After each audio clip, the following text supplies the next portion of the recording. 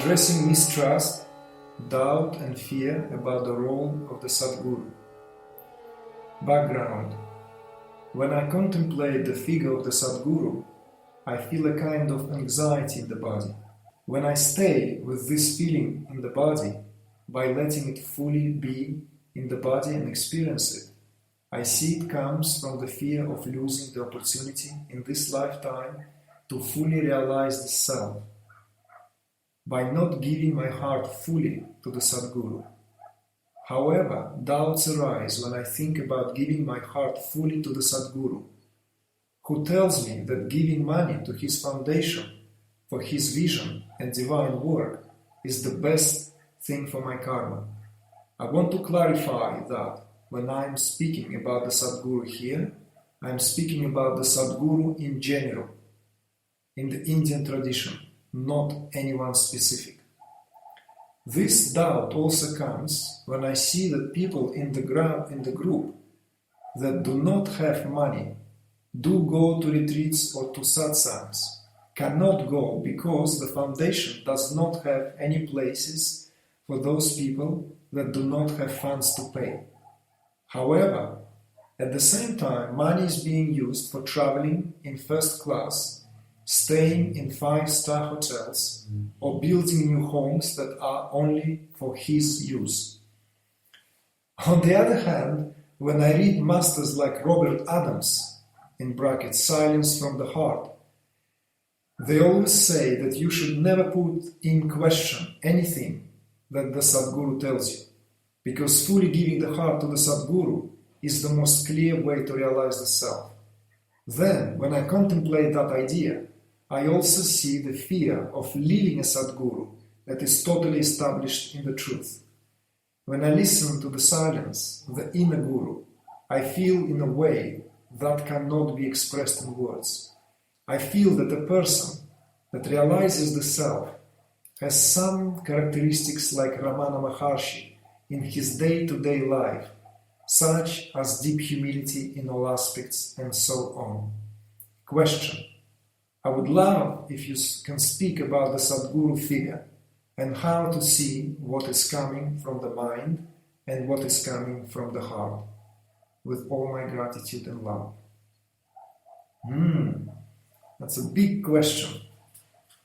And as I said, I feel it's an important one. So let's dive into it for a moment. Let's just go into it fully and let's try to separate wheat from the chaff so that something sits clearer. Okay? So essentially, first of all, I want to respond to the question right away and then go back to the lengthy background. So the question says that the question would like me to speak about the Satguru figure and how to see what is coming from the mind and what is coming from the heart. If in any given Satguru, something can still come from the mind and something can still come from the heart, the term Satguru is no longer applicable. It's as simple as that.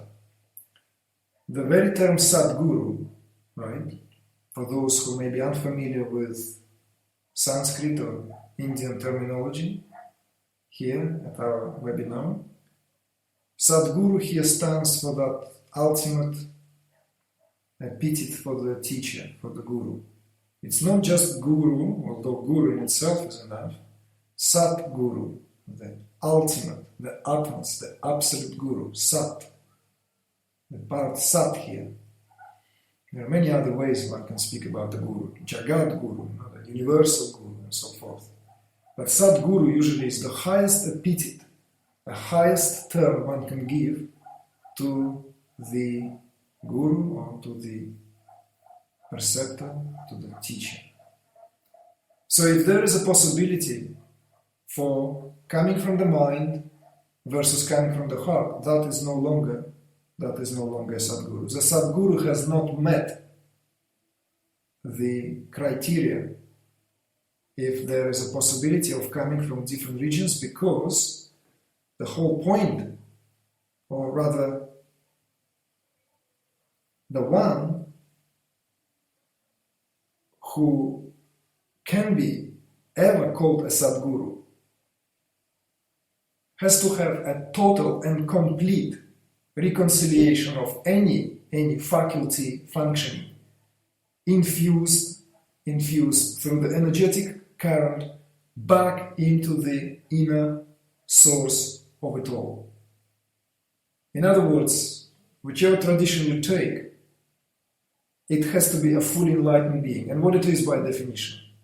It's someone in whom every tendency, every faculty, every energetic current is being reabsorbed back to the source, reabsorbed back into the state of unity.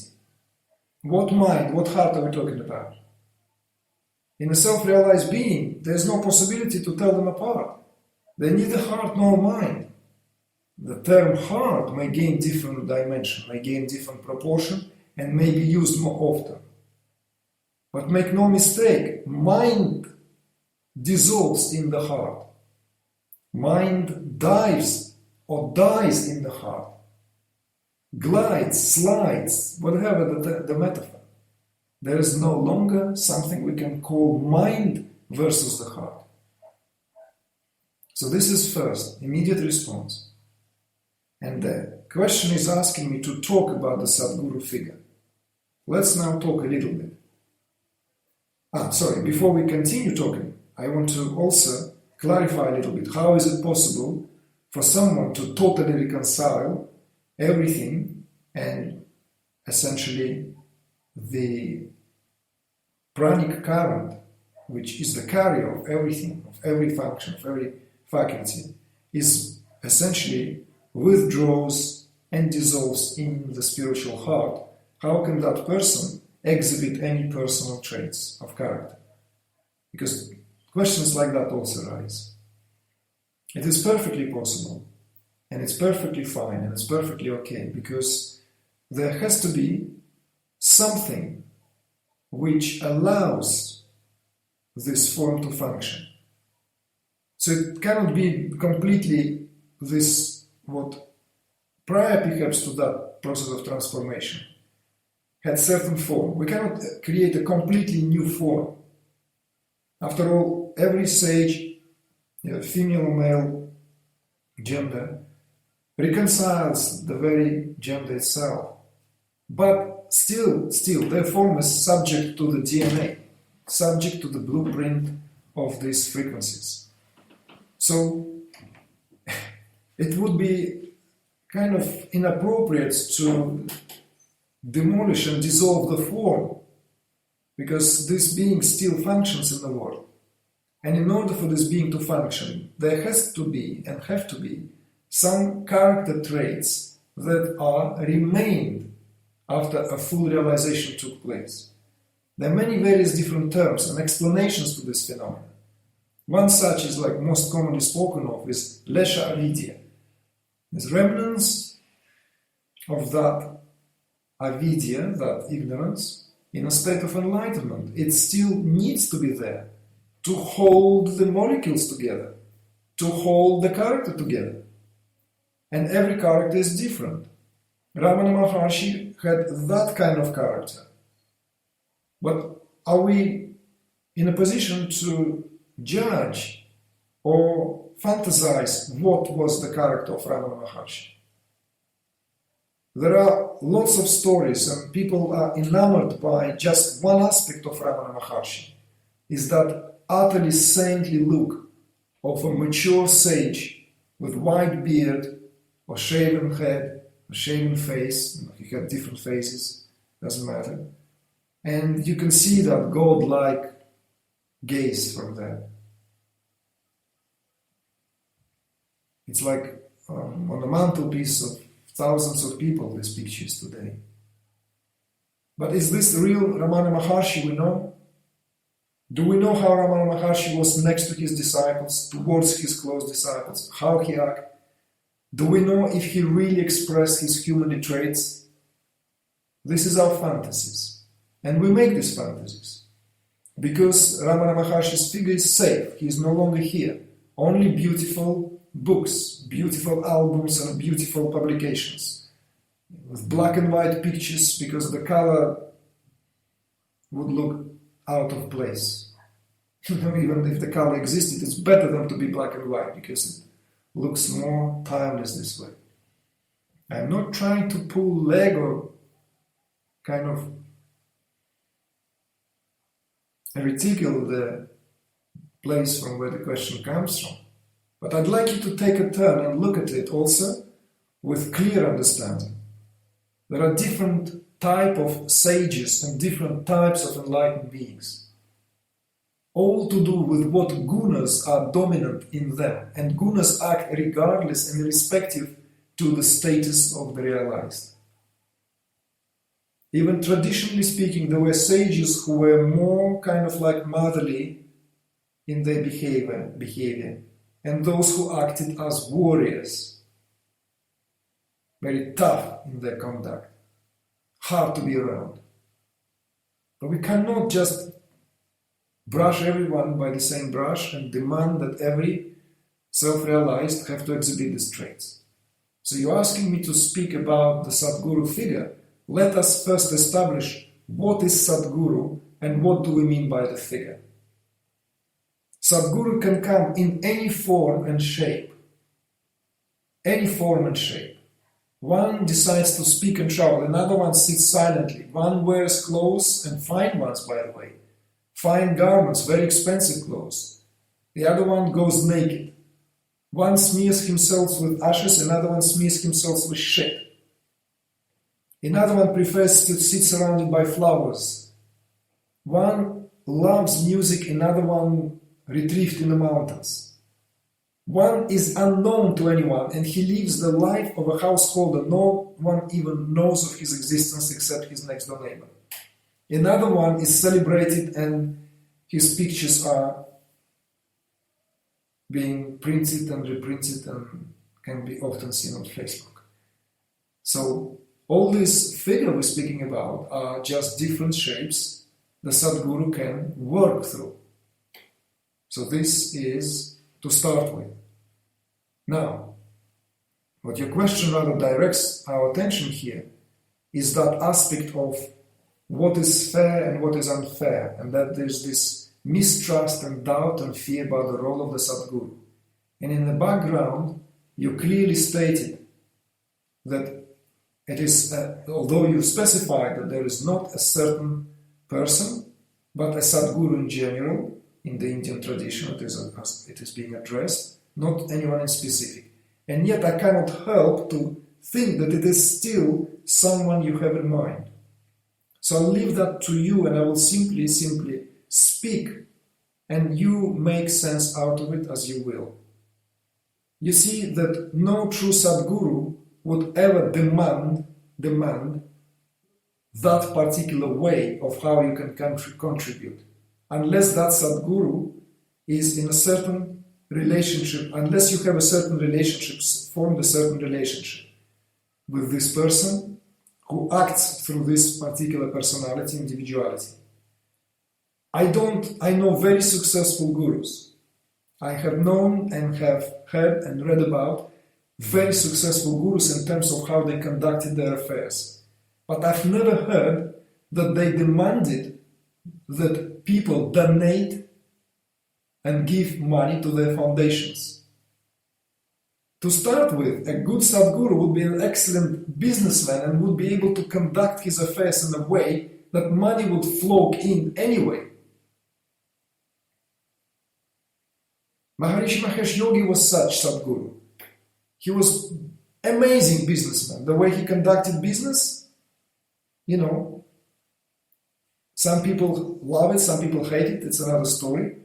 But he was able to create one of the wealthiest spiritual organizations of our time. Many other spiritual organizations and foundations were financially very successful, let alone independent.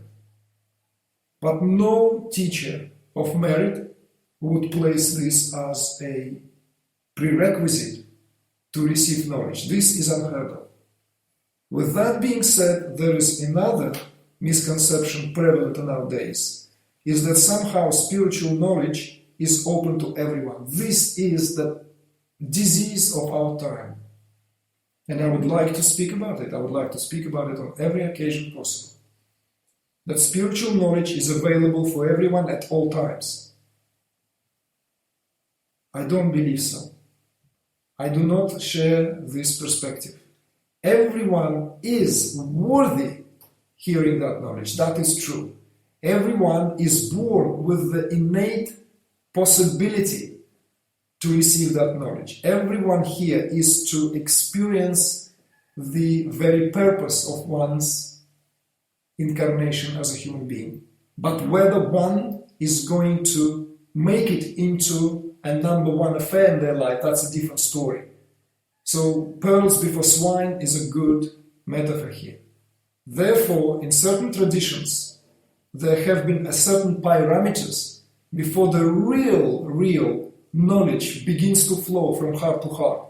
There has to be some proof on the part that this relationship, guru-shishya, or guru-chila, or student-teacher, or whatever we want to call it, would have to be proved fruitful before the real teaching begins to unfold. And there are many different ways in which the one who is eager to receive that knowledge will contribute his or her, essentially, whatever that is, time, selfless service. But to say that only by paying in, that's the only way. I do not agree with that perspective. There are other implications, and perhaps Indian tradition is very, very rigid in that respect. I'm not here to argue. That Indian tradition, to start with, is very rich and very varied in the way this relationship works, and in the way there are many different scenarios of how this relationship can work and unfold. Yes, indeed, there is something known as dakshina. There's a term, a Sanskrit term, dakshina. Not many people in the West understand what is. People know what diksha is. Everyone thinks that they know what shaktipat is. Everyone is eager to speak and write about it. But ask people if they know the term dakshina. And believe me, 90% of people will shrug their shoulders. Dakshina is essentially a concept of repaying to the preceptor for the job that has been done. And it's not a light affair. It's a serious affair. There are many stories. If you want to read, I'm not here to entertain you with the stories, but there are profoundly wise stories that illustrate how dakshina can even make a king into a poor man if he is not prepared to repay for spiritual knowledge. But the point here is being brought is that within Indian tradition there have always been this great understanding, by hook or by crook, we have to preserve this essentially science of consciousness, investigation into the domain of Brahman, investigation into the domain of the self. So Indian civilization could be thanked for all its idiosyncrasies, for all its unorthodoxies, for preserving precisely that. Because of this attempt to preserve it, there was a possibility for direct transmission of this knowledge from heart to heart. Because if people grow up in that tradition, they already understood it on a genetic level. They didn't need to go to the university to learn. Unfortunately, we do need to go to the university. All of us now live in the West, have no idea of what this relationship is about, how valid it is, how important it is, and what true price of that relationship is. So the Satguru, I've been asked to talk about the Satguru. Yes, I totally agree with Robert Adams. You test your Satguru as many times as you want, but once you committed to the sadhana received from Satguru, once you committed, do not question your Satguru. Because when you question your Satguru from their own, you question your own self. What good can come up from that? You question your own self, not your own self as your me like, me don't like. No, you question your higher self, because this is the way the dynamics works.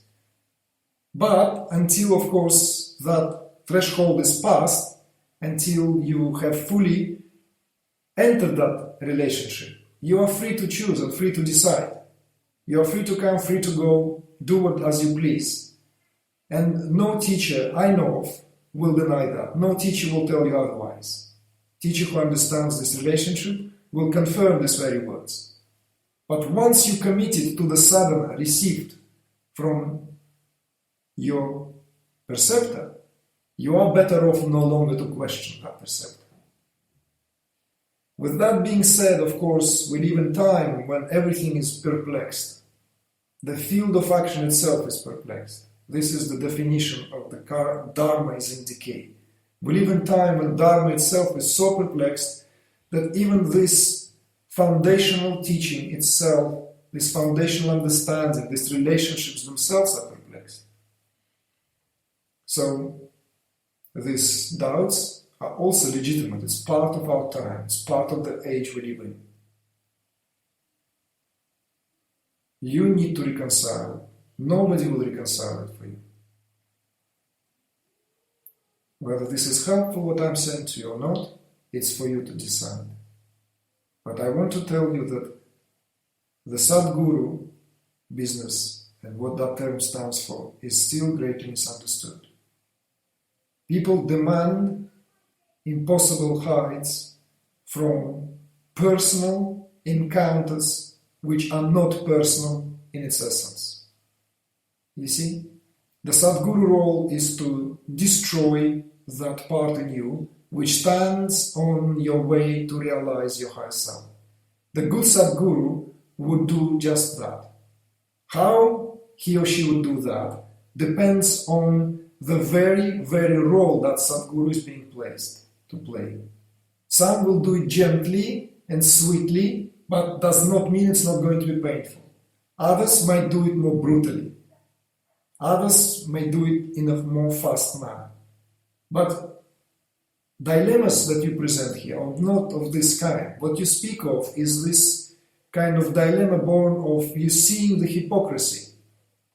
When you wrote that money is being used for traveling first class, staying in the 5-star hotels, building new homes and so forth, and the homes being built are only for his use. Obviously, you're speaking of some existing real person, not some kind of abstract entity. And I will tell you what is my understanding. Yes, I did. I also had this same misgivings and these dilemmas when I was much younger. And I still agree with you when it comes to certain spiritual movements which calcify to itself, where there is almost a financial discipline which was set, financial department doesn't allow the flexibility for making this teaching simply more flexible. Not the teaching itself, but the way the knowledge is essentially, spiritual knowledge is being assimilated. On the other hand, everyone who sees and judges how this or that person chooses to live should first essentially reconcile what and where the question comes from. Very often it is because something is on our shoulder and we need to take that chip out. Something that prevents us from essentially seeing it for what it is. And as I said earlier, when we were going through the myriad of different Satgurus in temporal shape and form, there are those who go naked and there are those who walk clad in silk and robes and Mercedeses and Cadillacs and what have you. it makes no difference as long as they do their work. It makes no difference. Do not judge how this one appears, how that one appears. Yeah, the appearance of Jesus will always be more desirable and more kind of like, there's this very, very appealing for the underdog, because Jesus was like us. He was among us, among the poor, among the underprivileged. But that's a primitive perspective. It's a primitive perspective to allow to see Christ consciousness in the one who is maybe by birth placed in an order of society which simply supposed for this person to live and travel first class and so forth. I don't know. It is for you to reconcile, first of all, what is being questioned here. What is being questioned? That the money do not go to the right cause, that the foundation does not use the money to allow more people to come and receive the teaching. I maybe share these views with you. But I want to respond in a way that you have a clear understanding of who is the Satguru and how the teaching, how the role is being fulfilled here. So that there is, to remove this, otherwise what could obstruct you from seeing the larger picture, from seeing the most important. And with that being said, I also agree that there are hypocrisies around, plenty of hypocrisies, in spiritual movements and in the way that these roles have been essentially misused and even abused. It happened in the past, it happens as we speak, and it will happen tomorrow. That's also part of the general, if you will, picture. You see? Yes, we all prefer the images of Ramana Maharshi. Images of Ramana Maharshi. Have you even heard that Ramana Maharshi had nothing except the bowl he ate from and a stick he walked with? Is that true? Is that really true? You can open it now. What if Ramana Maharshi had his own ashram? It was his ashram. Then this whole thing changes now. So it's not that he only had the bowl. It's like we romanticize these images. I'm not belittling now Ramana Maharshi in your eyes, but I want you to see it with a clear understanding, with a clear perspective. Ramana Maharshi still respected the Indian way of caste system and never allowed castes mixed when they ate. Brahmins sat on one side in his house, in one part of the house, while those who were always fed were on another side, and they were fed separately. Are you aware of that? No, he wasn't creating his ashram, turning his ashram into a communion, some communist communion where everyone essentially is being brushed by the same brush. No, he had tremendous respect, and he had to. It's India.